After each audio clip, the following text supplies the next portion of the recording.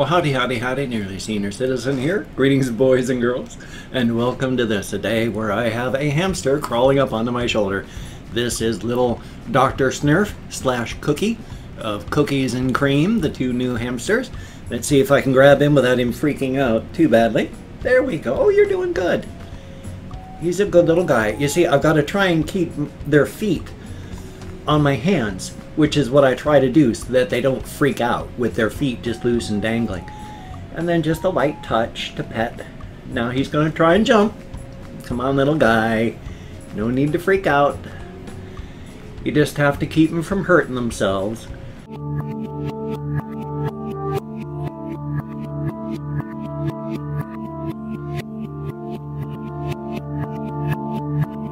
But I try to hold him in such a way that he's not being held.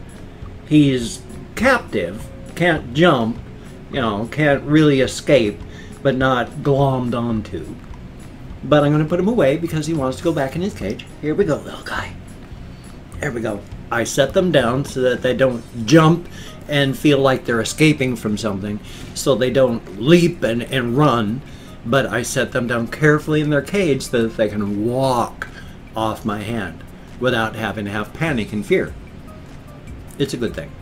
Now he's dashed off into his safe place. They all have their safe little home, and that's a good thing. Little Cookie / Saber, Cookie, Cream / Saber.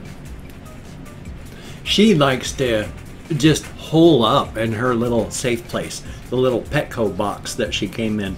She's kept it pretty much intact.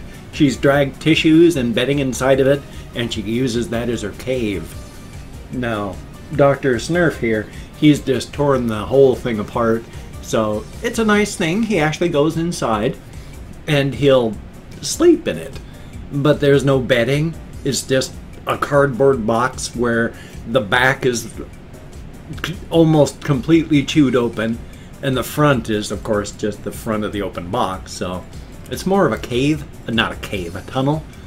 So, thumbs up on that. Charvey is so weird. He's now dragging not just his food into the wheel, he's dragging bedding into the wheel. And then he'll sleep in his wheel. And then he'll get up and run with all the bedding and food rolling around his feet. And then he'll just curl up and sleep in it. He is so weird, but hamsters are gonna hamster. He's happy doing what he's doing, and he is just an absolutely active and happy little guy. I mean, he's super active. He's always running around and doing stuff. He's running on his wheel, or he's checking stuff out, and he's chewing on stuff. When I put my hand in, he runs over immediately and starts sniffing, puts his little paws on my fingers, and if I put my hand down far enough, he's right in there. So, I mean, he's super active. He just is weird, and then he likes to put everything in his wheel. Everything in his wheel. It's okay. Hamsters are going to hamster. Now, yesterday. Oh, yes. My apologies. Oh, I'm having a lot of pain today. My sleep mask forces air right this direction. And even if I have my mouth shut and I'm breathing through my nose, which I try to do, it still forces air through my sinuses down my throat. And when you're trying to sleep, you relax. And when you relax, your epiglottis back there isn't always working the way it's supposed to. And so air goes into my lungs and air goes down into my stomach. Trying to fall asleep even with my mouth shut, breathing through my nose, and I'm still having to burp out air before I fall asleep. Well, after I fall asleep, can't go burping it out. That's a lot of air gets stuck inside of my gut, and right now I got a huge air pocket working its way through my intestinal tract. Hurts like the devil. Some days are not that bad. Some days like today, it feels like a rusty butcher knife in my abdomen. Always fun. But then I've always had that happen my whole life. I've had irritable bowel syndrome, and boy, when it comes to issues of my abdomen and bowel, I don't get a sense of fullness or urgency like other people. I just get a feeling like someone stuck a knife in my gut and is twisting the blade. Been that way my whole life, thumbs up. But yes, went to the therapist yesterday. Talked about some good things. I was pretty pleased about this and that. Then I started talking about my mother and some of the things of my mother's that my sister had sent me after she died. And that kind of knocked me for more of a loop than I thought it was going to. I was knocked about emotionally. And so when I started talking about that at the therapist, I discovered there's still mental wounds. There's still a lot of grieving and mourning to be done because I just started to cry while talking. And it happens. You've seen me crying on camera. I cry at the drop of a hat. I cry if a hamster gets hurt. The tears aren't the issue. It was why I was crying that was the issue. So there's still issues, but oh, bloody fly came in through my window. So now because I got the fan on, window's been open all night. It's hot. But there's still stuff going on. I mean, my mother just died like 4 months ago, and I'm still finding stuff that makes me sad. Sad, grieving, mourning, regrets, because there's some things I wish I'd said and wish I'd done. I wanted to go visit my parents this summer. I regret that. Do I feel guilt? There's no reason to feel guilt. I didn't do anything, so I don't feel guilt. So I'm not devastated and horrified beyond repair, but I am sad and grieving and mourning still. And in fact, when I talked with my therapist about the way I am progressing and how I'm doing and the way I feel, because I said that yes, some days it feels like my backpack is just so full I can barely do anything. I used to get one thing done every week or 2 weeks. Now I'm able to get stuff done. As soon as I get one thing done, I can immediately start on to the next. I can only do things in serial, not in parallel. But for right now, at least I'm getting them done. That's a huge change. But I was talking with how it's so hard to get things done periodically. And he said two things. Number one, he said he has a great amount of admiration for me. He has said no matter what, so far, during the time that he has been my therapist, no matter what has happened, no matter how many times I've been hit by a train during the times that I've been singing, and I have, I keep moving forward. There are people that take a fifth, a sixth, an eighth, a 10th, a 12th of what I've gone through, and they stop, and they never progress. But as much as it hurts to get back up, and I'm slower getting back up as I get older, I'm bleeding a little bit more, a few more bruises each time I get smacked down, but I get back up, and I keep walking forward.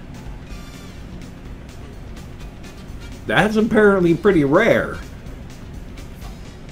But while I was also talking about how sort of, I guess it came across as a frustration at lack of progress, because when I'm not busy, when I am not busy, when I'm not out walking and recording, when I'm not recording videos, when I am not editing, when I am not rendering, when I am not doing stuff for the channel and staying busy, I feel empty, broken, hollow, nothing inside, and nothing even worth going forward for.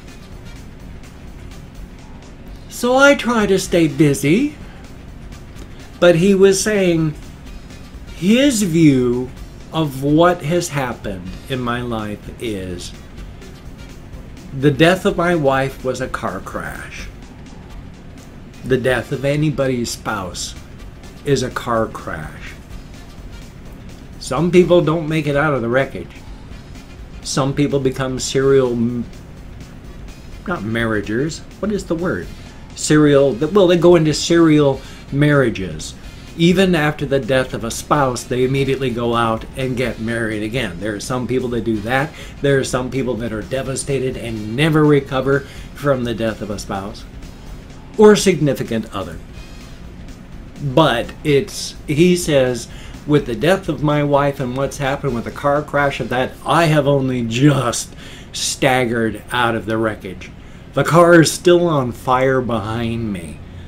I'm just out of the wreckage. I'm just standing up. You know, my clothes are burned and singed. I still don't know the extent of the damage done because it's all on fire and I need to keep moving.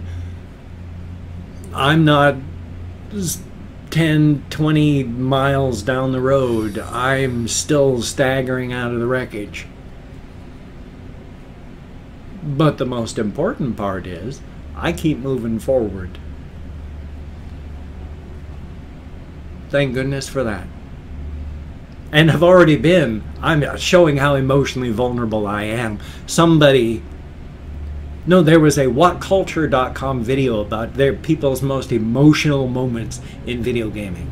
And I started thinking about my most emotional moment, which was when I was playing Morrowind.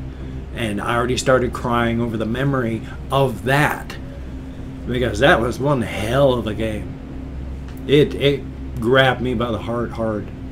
But I also wanted to talk about, I went to the VA yesterday. Couple things. I have a big nasty like zit or something on the back of my neck, but because I can't see it, I can't tell. Glasses, I can't see. I can't focus. I got a nice mirror, hand mirror, so that I can turn in my bathroom mirror and look, but because of the distance from my neck to the mirror to here, that's a big distance. My eye can't focus on that. So I can see that there's a zit or an ingrown hair or something. It's right under the strap of my sleep apnea mask. So probably an ingrown hair. But the doctor took a look, just said it's like a zit or a boil or an ingrown hair. Likely an ingrown hair, considering where it's come from and why. But we also talked about, what was the other one? There were 3 things. Yes, I now have drops, wax dissolving drops for this ear. The occlusion isn't bad. It's not much. It's mostly near the front. So I've got drops that help dissolve the stuff, and I'm going to be able to get that done. I am also now on a series of antibiotics. They had to call in another nurse. I had to drop trousers, and then I had my testicles fondled trying to figure out what the heck is going on. She figures must be like chronic epididymitis, which wouldn't be chronic because I haven't really had this issue before. But I'm on a series of antibiotics now.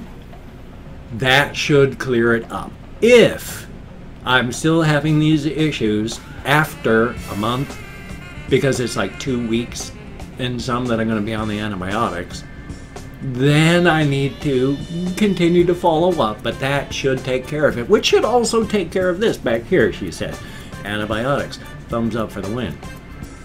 Eventually, next time I'm there, I hope to get a, what's the word? X-ray of my my lungs. They only had one X-ray machine, so things were going to take forever. So next time I go there, I'll get the X-ray done. So I'm pretty happy about things. I went through pretty good therapy. I had a good meeting at the VA. I was able to make it there and back. I had to write a check with money I don't have. So there's my bank credit union, not a bank, my credit union will honor the check up to minus 500 in my checking account, which with my storage unit gone, I don't have to worry about that stone anymore.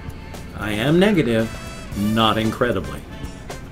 So I don't have the storage unit driving me down another 200 on top of it. But I had to write a check, It's going to be a $28 overdraft fee from my credit union, but they honored it, so I was able to buy gas. So it was nice to be able to drive there and back without having to worry about how I was going to get there. Definitely a thumbs up. Excuse me. And of course, if you could check out my game channel, if you like watching older people play video games, awesome. I've got a whole channel down there where I try to do at least one video daily. Definitely a thumbs up if you wanted to check it out. Don't feel obligated. I don't feel entitled, but definitely a thumbs up if you could. Also, I've opened up 24 hours worth of comments in my community tab, and I'm going to thank 20 to 25 people for having left me comments. It is a range of 20 to 25 because even though I count in American Sign Language on the fingers of this hand, I've got fibromyalgia and more, and it's hard to remember stuff. Plus, every time you see me on camera, I have been using this. So that doesn't help on the short-term memory. Plus, if I mispronounce a username, no disrespect is intended. I'm an American English speaker. We're not good at speaking names. I'm going to do my best. I'm better than most. And I'm not reading the comments right now. So good comment, bad comment, indifferent comment. The fact is you left me a comment. Thank you. I'm thanking you for that. Afterward, I'm going to go through and read as many as I can. Thumbs up each one I do. Answer as many as I possibly can. I love reading the comments. I love getting involved. Thank you all so very, very much. Now, let me call up my Chrome. Whew, now I'm out of breath.